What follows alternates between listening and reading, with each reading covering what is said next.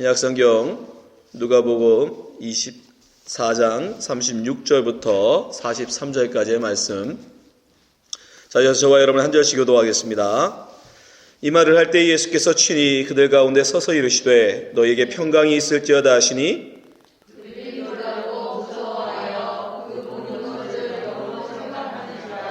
예수께서 이르시되 어찌하여 두려워하며 어찌하여 마음에 의심이 일어나느냐. 내 손과 발을 보고 나인 줄 알라. 또 나를 만져보라. 영은 살과 뼈가 없으되 너희 보는 바와 같이 나는 있느니라. 이 말씀을 하시고 손과 발을 보이시나. 그들이 너무 기쁘고 아직도 믿지 못하고 놀라게 여길 때에 이르시되 여기 무슨 먹을 것이 있느냐 하시니 이에 구운 생선 한 토막을 드리니 바리사 그 앞에서 잡수시더라. 아멘. 우리 한 번 더 기도하겠습니다. 아버지 하나님 감사합니다. 오늘 저희들 부활절을 맞이해서 이렇게 모여서 함께 예배할 수 있음을, 감사할 수 있음을 정말 감사합니다. 아버지 하나님, 코로나의 어려운 시대에 하나님 모두가 함께할 수 없고 모일 수 없는 이때에도 저희들 하나님 부활의 소망을 갖고 이렇게 모여서 하나님 앞에 예배할 수 있음을 감사합니다. 오늘 찾아 나온 성도들 기억하여 주시고 정말 이들 심령 가운데 하나님 모두 부활의 소망을 온전히 갖게 하여 주시옵소서. 참 믿을 수 없고 이해할 수 없고 논리적으로 설명할 수 없는 놀라운 이 부활을 하나님 우리에게 믿음으로 허락하여 주셔서 정말 그 말씀 그대로 믿을 수 있는 믿음을 허락하여 주시옵소서. 오늘도 하나님 말씀을 통해서 우리의 심령 가운데 부활의 참된 소망을 새기는 시간 되도록 주님 함께 하시기 원하며 예수님 이름으로 기도합나이다. 아멘. 네, 감사합니다. 오늘은 부활절입니다. 여러분 부활을 믿으십니까? 아멘. 예수 그리스도께서 돌아가신 지 사흘 만에 주일 아침 새벽 미명에 부활하셨습니다. 그래서 우리가 그 부활을 기념해서 주님의 날, 그래서 원래는 안식 후 첫날이었어요. 근데 우리가 그것을 이름을 바꿔서 그의 주님의 날, 그래서 주일이라고 우리가 줄여서 부르는 거거든요. 그래서 오늘 그 주일인데 여러분 예수 그리스도의 부활을 믿는다는 것, 죽은 사람이 다시 산다라는 걸 믿는다는 건 사실 굉장히 어려운 얘기예요. 그죠? 예수님께서도 오죽하면 예수님의 제자의 도마에게 말씀하십니다. 자, 요한복음 20장 29절 보세요. 예수께서 이르시되 너는 나를 본고로 믿느냐? 보지 못하고 믿는 자들은 복되도다 하시니라. 아멘. 예수 그리스도의 부활, 그 돌아가시고 다시 살아나심을 직접 눈으로 본 제자들도 사실 쉽게 믿지 못했어요. 진짜일까? 이게 진짜인가? 이게 가능한가? 그런데 그것을 보지도 않았고 직접 그 부활의 주님을 만난 적도 없는 여러분이 지금 예수 그리스도의 부활을 믿는다면 그러면 그건 그 어떤 복보다 귀한 복입니다. 아멘. 그러니까 여러분 중에 혹시 나는 여전히 부활이 안 믿어져. 솔직히 내가 지금 교회를 다니고 있지만 심지어 직분을 맡아 교회 봉사하고 있지만 난 여전히 부활이 안 믿어져. 예, 괜찮습니다. 왜냐하면 그게 솔직해요. 왜냐하면 부활은 신비입니다. 이건 하나님의 비밀이에요. 이걸 우리의 이성으로 이해할 수 있는 게 아닙니다. 과학으로 증명할 수 있는 것도 아닙니다. 그러나 또한 예수님을 3년이나 따른 제자들조차도 예수님의 부활을 못 믿었어요. 심지어 예수님의 그 부활의 몸으로 나타나셔서 그 앞에 말씀하시는데도 오늘 본문에 뭐라고 합니까? 영으로 생각합니다. 진짜일까? 이거 우리가 귀신 보고 있는 거 아니야? 자, 말씀 보세요. 36절, 37절. 이 말을 할 때 예수께서 친히 그 가운데 서서 이르시되 너에게 평강이 있을지어다 하시니 37절 같이 보세요. 시작. 그들이 놀라고 무서워하여 그 보는 것을 영으로 생각하는지라. 영으로 생각한다. 우리말로 하면 귀신 보는 줄 아는 거예요. 이거 귀신 나타난 거겠지. 왜 우리가 부활을 믿지 못하는가? 제가 볼 땐 부활에 대한 오해가 있습니다. 부활, 그러면 우리는 이런 걸로 이렇게 되는 거 아닐까? 지금 이 말씀을 통해서 보면 제자들은 예수 그리스도의 부활을 뭘로 생각한 거예요? 육은 그냥 썩어버리는 거고 그 영만 나오는 것보다 그러니까 제자들은 예수님이 내가 사흘 만에 살아날 것이다라고 말씀하실 때 어떻게 생각했냐면, 예수님이 그 육은 죽고 그 영만 살아나오는 건가 보다. 영만. 그래서 지금 예수님이 말씀하시니까 뭐라고 그래요? 그들은 영인가 보다. 그 영이 나온 그 부활인가 보다. 그러니까 제자들이 부활에 대해서 오해하고 있다는 거예요. 근데 예수님께서 그 오해를 바로잡아 주시죠. 아니다. 나의 부활은 너희들이 생각하는 것처럼 그렇게 영만 나오는, 혼만 나오는 그런 부활이 아니다. 어떤 부활이다? 너희들과 똑같은 몸을 가지고 나오는 부활. 그래서 예수님이 직접 어떻게 하세요? 보세요.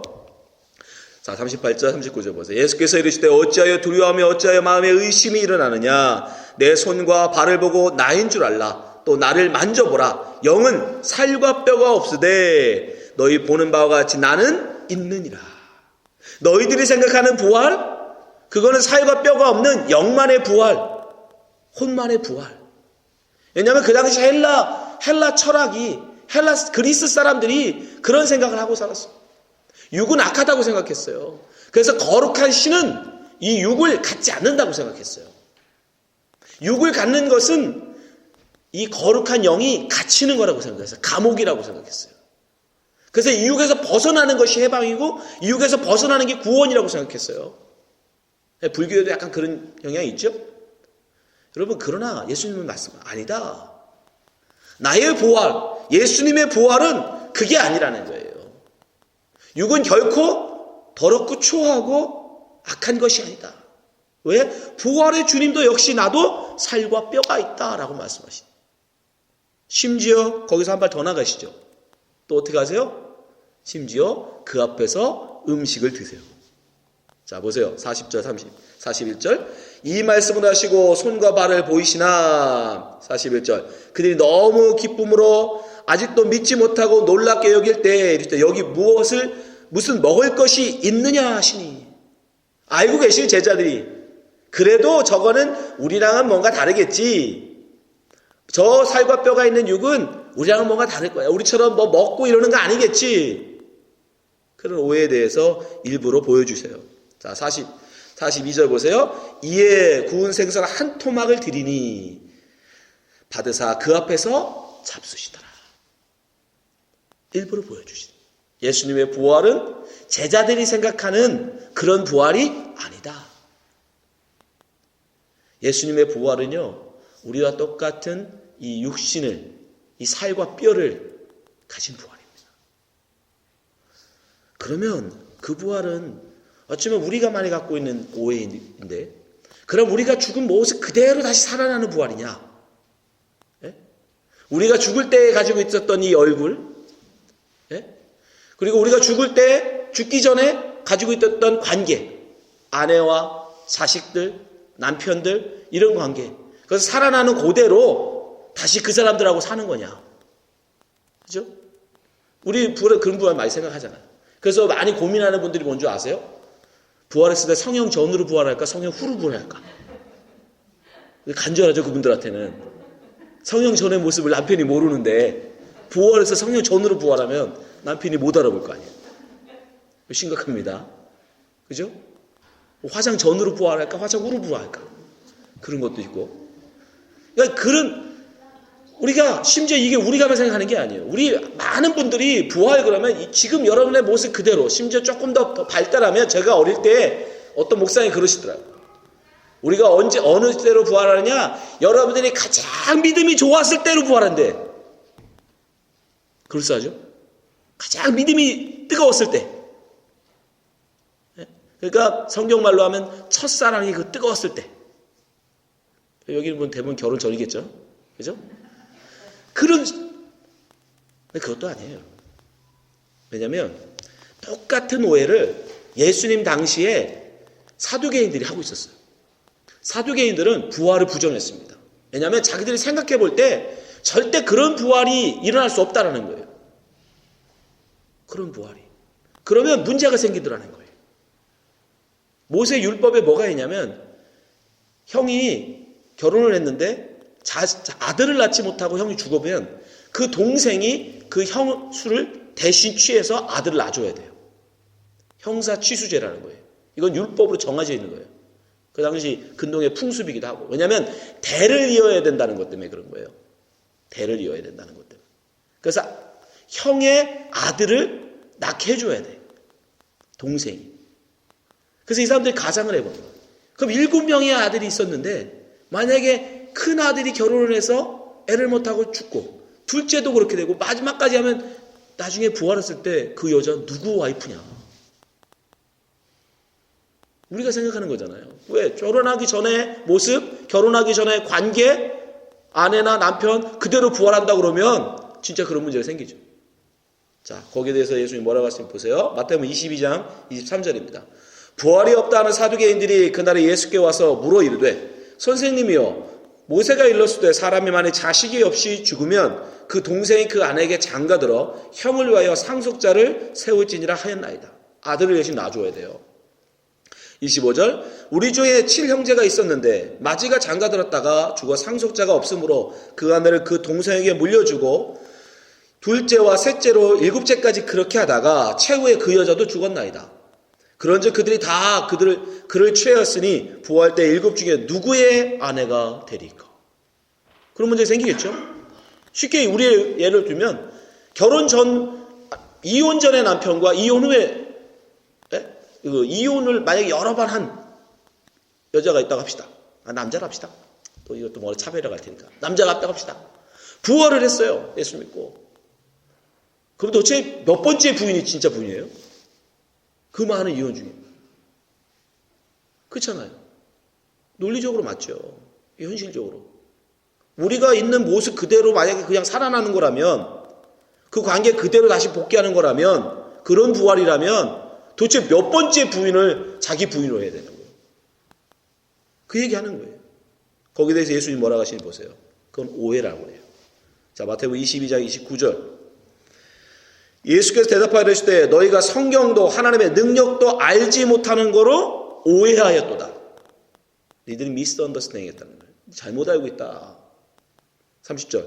부활 때에는 장가도 아니가고 시집도 아니가고 하늘에 있는 천사들과 같으니라. 아멘. 예, 아멘을 크게 하셔야 될 거예요. 여러분 다시 부활할 때 우리가 생각하는 것처럼 여러분들이 오해하고 있는 것처럼 많은 사람들이 오해하고 있는 것처럼 죽었을 때의 모습 그대로 다시 부활하는 게 아니에요. 그러니까 4년 전이냐 후냐 그거 중요하지 않아요. 몇 번째가 진짜 부인이냐 그런 거 상관없습니다. 이 땅에서의 아내, 이 땅에서의 남편이 하늘나라에서도 아내, 남편이 아닙니다. 예수님 분명히 얘기해서 아니다.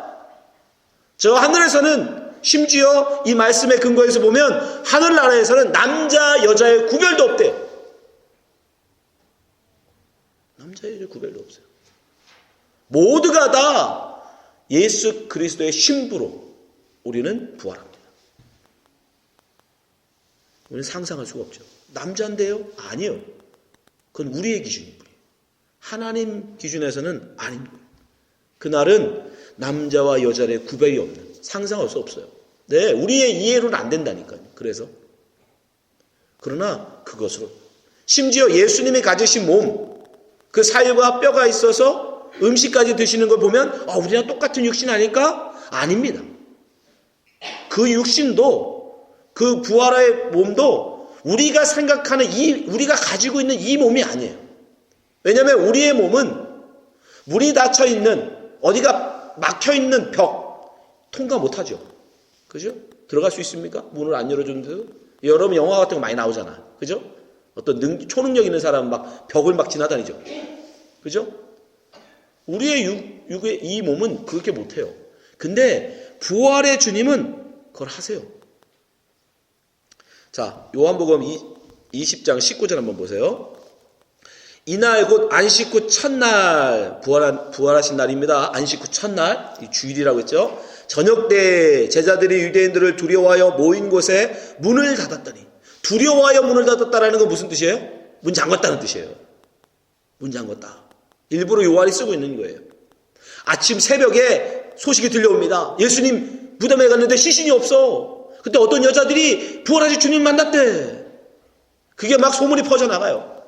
그래서 아니야, 누가 훔쳐갔대. 제자들이 숨긴 거래. 막 예루살렘이 요란합니다. 제자들은 두렵죠. 자기들은 안 훔쳐갔는데 예수님의 시신이 없다니까. 그리고 부활하신 주님을 목격했다는 여자들도 오니까 이들이 두려웠어요. 그래서 다락방에 숨어서 문을 잠그고 있었어요. 그때 어떻게 합니까? 문을 닫았어요, 분명히. 그러면 이육 씨는 못 들어갑니다. 노크를 해야 돼요. 문 열으라고. 그런데 어떻게 돼요? 보세요. 예수께서 오사 가운데 서서 이르시되 너에게 평강이 있을지어다. 20절 이 말씀을 하시고 손과 옆구리를 보이시니 제자들이 주를 보고 기뻐하더라. 그러니까 예수님이 분명 나는 니들이 생각하는 영은 아니다 라고 하시면서 나는 살과 뼈가 있다, 나는 이렇게 음식을 먹을 수 있는 그런 육을 가졌다라고 하셨지만 그 육은 우리의 육과는 또 다른 거예요. 신기하죠? 심지어 여러분 성경이 계속적으로 반복하고 있는 말 중에 하나는 뭐냐면 제자들이 예수님을 부활의 주님을 딱 보는 순간 못 알아봐요. 성경 여러분 잘 보시면 마태, 마가, 누가, 요한 복음서에 부활의 주님을 목격한 사람들의 공통점이 있는데 예수님이 보여주기 전까지는 못 알아봅니다. 우리가 상상하는 대로 우리가 죽을 때의 모습 그대로 다시 깨어나는 그런 부활이라면 예수님을 왜 몰라봐요? 3년이나 따라다닌 제자들이 왜 주님이 부활한 모습 그대로 왜 못 알아보겠습니까? 그 모습이 전과는 달랐다는 거예요. 그래서 계속적으로 반복해서 나오는, 여기서도 나오잖아요. 손과 옆구리를 보여주고 그제서 주님이네. 손과 옆구리의 그 상처를 보고서 그제서 알아요. 제자들도. 그러니까 예수님의 몸, 그 부활의 몸은 우리가 상상하는 그런 몸이 아니에요. 그럼 뭐냐 그게. 그래서 바울은 그걸 뭐라고 하냐면 New Creation, 새 창조되어진 새로운 피조물. 새로운 피조물이라는 거예요. 그건 하나님이 새롭게 하신, 성경말로 하면 영의 몸이에요. 영. 새로운 몸. 자, 고린도후서 5장 17절 보세요. 같이 시작. 그런즉 누구든지 그리스도 안에 있으면 새로운 피조물이라. 이전 것은 지나갔으니 보라 새 것이 되었다. 새 것이 되었다.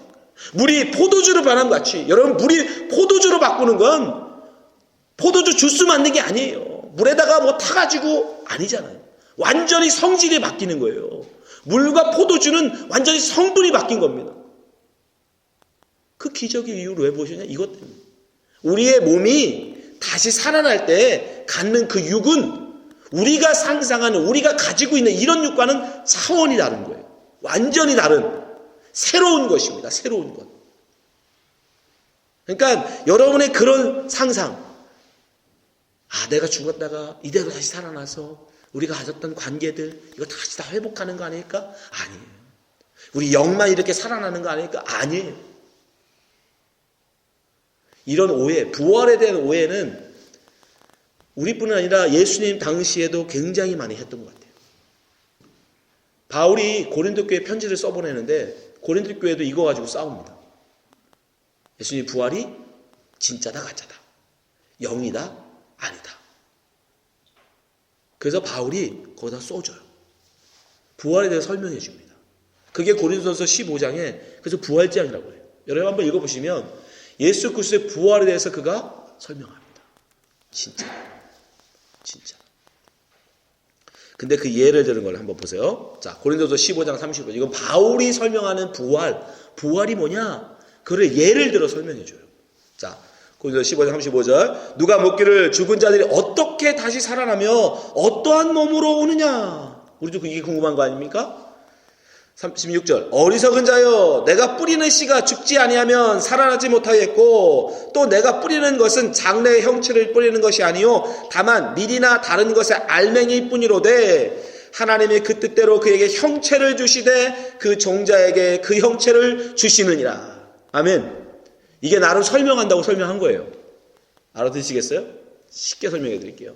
여러분, 우리는 무슨 오해를 하냐면 사람의 부활 이러면 우리의 모습 그대로 다시 부활한다고 생각해요. 근데 만약 그 논리로 부활이라는 걸 설명하려면 사과가 만약에 다시 부활한다. 그럼 무슨 뜻이냐면 사과를 우리가 땅에 심었는데 그대로 사과가 나오는 걸 우리가 부활이라고 생각한다는 거예요. 이해하세요? 사과 하나를 땅속에 묻어서 그게 부활을 하려면 우리가 생각하는 부활은 있는 모습 그대로 다시 살아나는 거. 그리고 사과가 다시 그대로 나와야 되죠. 그죠? 땅속에 사과를 심었는데 사과가 그대로 다시 나와야 돼. 그럼 그런 일이 생겨요? 하나님의 원리가 그게 아니죠. 사과가 땅에 떨어져 가면 어떻게 됩니까? 썩어요. 그죠? 사과가 썩습니다. 거기서 뭐가 나오죠? 사과가 썩지만 죽은 건 아니에요. 왜? 그 안에 생명이 있어요. 생명을 가진 무엇이 하나 있어요. 그게 뭐예요? 씨. 사과 씨. 사과 안에 사과 씨가 있죠. 생명은 얘가 갖고 있어요. 그죠? 얘는 아직 생명이 있단 말이에요. 이 중요한 단어를 계속 기억하셔야 돼요. 사과가 다시 살아날 때 살아나는 건 생명이에요. 생명. 근데 그 생명은 누가 갖고 있느냐? 씨가 갖고 있어요. 그래서 사과는 없어져요. 원래 있었던 모습의 사과는 없어지지만 그러나 그 씨, 생명은 다시 생명을 키워요. 뭘로? 뭐요? 나와요? 싹이 나죠. 싹. 유치원 때 배우는 거 아니에요, 이거? 사과가 심으면 싹이 나요, 싹. 부활의 모습 보세요. 우리는 죽은 자가 다시 산다. 이 부활을 사과 심고 다시 사과가 나오길 생각하는 거예요, 지금. 기대하는 거예요. 아, 내가 이렇게 죽었어. 다시 이렇게 살겠지? 아니라는 거예요. 새 몸, 새 영. 살아나는 건 생명이 그를 어여금 사과에 싹을 태운다는 싹. 완전 다른 모습이잖아요. 사과와 싹. 사과를 심지만 싹이 나온단 말이에요. 근데 이 싹이 어떻게 돼요? 결국 이 싹이 자라서 사과나무가 되고 사과나무가 결국 꽃피고 열매 맺어 진짜 사과가 되죠. 이해되시죠? 사과가 나오긴 나와요. 사과가 다시 살긴 살아요. 근데 그 형태는 그 모습은 우리가 생각하는 그 모습 그대로가 아니라는 거예요. 하나님이 만드신 형체가 있다는 거예요. 사과는 사과의 형태로 다시 부활하도록 하나님 만드셨다는 거예요. 밀은 밀의 모습대로. 밀도 마찬가지잖아요. 밀이 죽어서 썩지만 그러나 밀의 눈이 다시 싹을 틔우고 그게 자라서 나중에 밀을 맺죠. 우리 사람도 똑같다는 거예요. 우리의 이 모습, 이 육은 사과에 싸고 있던 씨를 싸고 있는 그 사과에 불과한 거예요. 우리의 몸은 뭐예요? 썩습니다. 땅 속에 들어가면 다 썩을 거예요. 그럼 여러분 속에 뭐가 있어야 돼요? 생명. 여러분 속에도 생명 있는 자만, 그게 중요한 거예요. 성경은 그래서 생명을 가진 자만 사는 거예요. 모든 사람이 다 살아나는 게 아니고 생명, 그 씨를 가진 사람만, 생명의 씨를 가진 사람만 다시 살아나는 거예요. 그 씨를 뭐라고 해요? 보세요. 고린도서 15장 42절. 죽은 자의 보혈도 그와 같으니 썩을 것으로 심고 썩지 아니할 것으로 다시 살아나며. 썩지 않을 게 있다고. 있어야 살아나는 거예요. 그게 뭐냐? 43절. 육된 것으로 심고 영광스러운 것으로 다시 살며 약한 것으로 심고 강한 것으로 다시 살며 육의 몸으로 심고 신령한 몸으로 다시 살아나니 육의 몸은 있은즉도 영의 몸도 있느니라. 그러니까 어떤 모습일지 그건 몰라요. 우리도. 그럼 우리의 모습은 사과는 싹으로 나오죠. 그죠? 그러나 그건 우리가 자연에서 통해서 하나님이 우리가 보여주셨지만 그럼 사람은 어떤 모습? 그건 모릅니다. 그냥 우리는 성경에서 그걸 새 몸이라고만 해요. 영광스러운 몸. 근데 그러면 그 싹이 뭐냐? 요한복음 6장 23절 예수님 말씀 같이 읽어봅시다. 시작. 살리는 것은 영이니 육은 무익하니라. 내가 너에게 이른 말은 영이요 생명. 뭐다? 생명. 생명이 나오죠. 진짜 생명. 우리의 육은 무익하대요. 왜? 생명이 가진 적이 아니니까. 진짜는 우리 속에 있는 영. 이 영만이 진짜 생명이고 이 영이 우리의 씨앗이에요. 씨. 그래서 이 씨를 제라라고 그러고 자손이라고 그러고 아들이라고 그래요. 히브리어로. 씨가. 하여튼 그 씨를 로마서에 가면 뭐라고 했냐면 말씀이라고 해요. 성령이라고 해요. 자, 로마서 8장 9절 보세요. 만일 너희 속에 하나님의 영이 거하시면 아까 영이 뭐라고 했어요? 생명, 말씀, 씨앗이라고 했어요. 너희가 육신에 있지 아니하고 영에 있나니 누구든지 그리스도의 영이 없으면 그리스도의 사람이 아니라 또 그리스도께서 너희 안에 계시면 몸은 죄로 말미암아 죽은 것이나 영은 의로 말미암아 살아 있는 것이니라. 예수를 죽은 자 가운데 살리신 이의 영이 너희 안에 거하시면 그리스도 예수를 죽은 자 가운데 살리신 이가 너희 안에 거하시는 그 영으로 말미암아 너희 죽을 몸도 살리시라. 아멘. 이해하시겠어요? 그러니까 그런 상상, 그런 부활, 그런 거 다 버리세요. 새 몸, 영의 몸, 하나님의 새롭게 창조하시는 그 영, 그건 모릅니다. 그러나 분명한 건 우리 안에 하나님의 말씀, 그 성령, 그 생명이 여러분 속에 있다면 여러분은 반드시 육은 죽어도, 육은 썩어도 그 생명은 반드시 뭐한다? 살아난다. 그게 부활이에요. 한 사람, 우리에게 예수 그리스도께서 바로 이 말씀을 붙들라고 그래요. 이걸 믿으라고 그래요. 자, 고린도서 15장 20절. 그러나 이제 그리스도께서 죽은 자 가운데 사이 살아나사 잠자는 자들의 첫 열매가 되셨도다. 사망이 한 사람으로 말미암았으니 죽은 자의 부활도 한 사람으로 말미암는도다. 아담 안에서 모든 사람이 죽은 것 같이 그리스도 안에서 모든 사람이 삶을 얻으리라. 이 부활, 예수께서 우리 안에 던져주신 이 생명의 씨, 이것으로 그럼 부활한 사람이 있느냐? 아직 없어요. 오직 예수만이. 예수님만이 우리의 첫 열매. 아까 왜 열매라고 하는지 아시겠죠? 이제 첫 열매. 그 싹이 부활의 싹으로 날아서 열매를 맺었단 말이에요. 그게 예수예요. 처음으로 보여주신 거. 그러면 왜 첫 열매를 보였냐? 우리에게 보라는 거예요. 봐, 하나님의 이런 능력이 있으시다. 그러니 생명을 가진 너희들아, 뭐해라? 믿어라. 그걸 믿고 바라보라. 그래서 믿음이 여러분을 구원하는 거예요. 그래서 안 보여주시는 거예요. 얼마나 좋아요. 우리 권사님이 이렇게 신앙생활 열심히 잘하시고 말씀을 품고 살고 어떤 신앙생활 하시다가 돌아가셨는데 사흘 만에 이렇게 부활하셔. 그걸 우리한테 보여주면 우리 얼마나 좋겠습니까? 그죠? 그죠, 권사님? 그럼 안 믿던 자식들이 확신하니까 역시 예수 믿으면 저렇게 사는구나. 부활하는구나. 근데 죄송하지만 권사님은 믿음으로 부활했는지 모르지만 나머지 자식들에게는 그건 믿음이 아니에요. 그때부터는 그건 뭐예요? 그거는 믿음이라고 하는 게 아니에요. 아니 눈으로 보여줬는데 그걸 무슨 믿음이라고 합니까? 그래서 예수님이 뭐라고 그래요? 너는 본고로 믿느냐? 왜? 보고 믿는 건 믿음이 아니에요.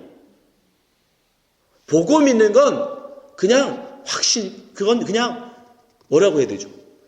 증명되어진 사실일 뿐이에요.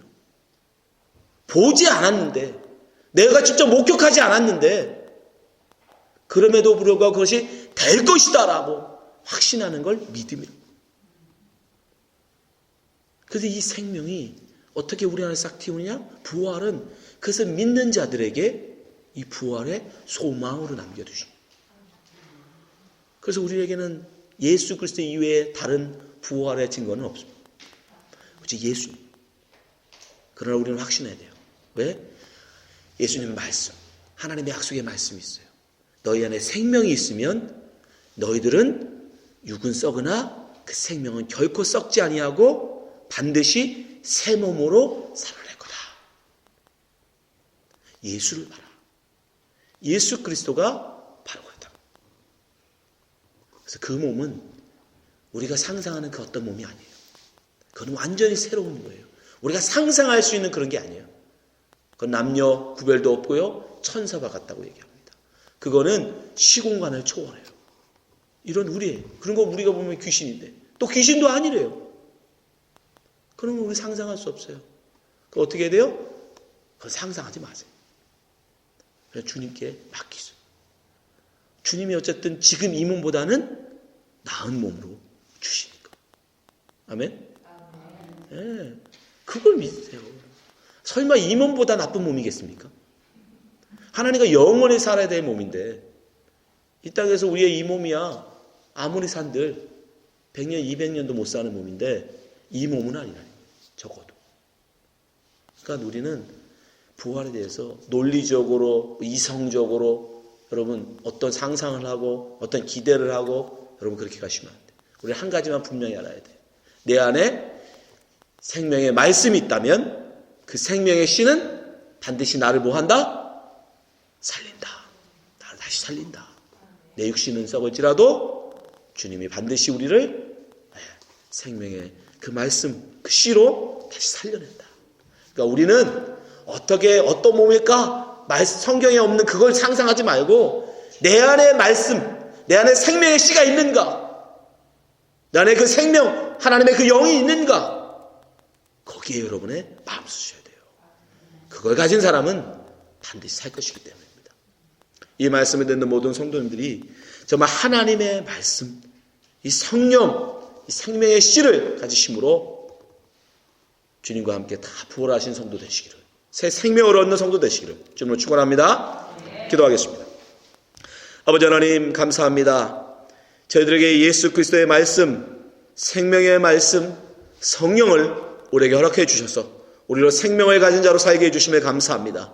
아버지 우리가 이 생명을 가졌사오니, 우리가 이 하나님 살아있는 씨를 가졌사오니, 우리가 죽어도 살 줄 믿사오니 아버지 그 부활의 소망을 확증케 하여 주시옵소서. 주님이 우리에게 약속하신 대로 나를 믿는 자는 죽어도 살겠고 무릇 살아서 믿는 자는 영원히 죽지 아니하리라 말씀하셨사오니 그 약속의 말씀 믿고 살아가는 성도 되게 하여 주시옵소서.